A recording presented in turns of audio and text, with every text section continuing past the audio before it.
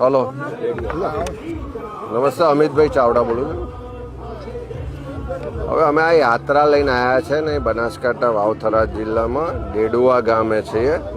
હવે અહીંયા આગળ મારી સાથે ઓછામાં ઓછા 50 અરજદારો છે, લાભાર્થીઓ છે પ્રધાનમંત્રી આવાસ યોજનાના, અને બધાએ લેખિત પણ વારંવાર રજૂઆત ફરિયાદ આપી છે કે અહીંના જે તલાટી છે એણે આ આવાસ યોજનાના નામે બધા જોડે 10,000 રૂપિયા લીધા છે, અને જે હપ્તા આવે છે એમાંથી પણ પહેલાં એને પૈસા આપવાના તો જ હપ્તા આવે એવી આખી પદ્ધતિ છે, અને એના માટે રજૂઆત કરવા જાય છે તો આ એની સાથે મિસબિહેવ કરે છે, ધક્કા મારીને બહાર કાઢી મૂકે એવું થાય છે.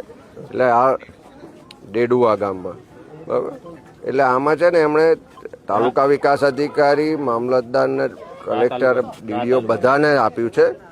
હવે અને લેખિત રજૂઆત પણ છે, હું આ નંબરથી તમને કોપી પણ વોટ્સઅપ કરાવું છું.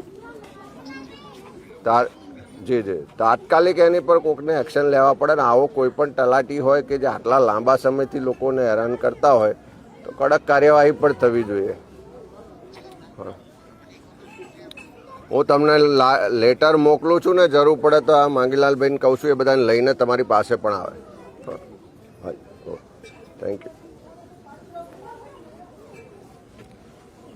તમે આ હું કોપી મોકલું છું, તમે ફરી માંગીલાલભાઈ કે પ્રધાનજીનો સંપર્ક કરજો.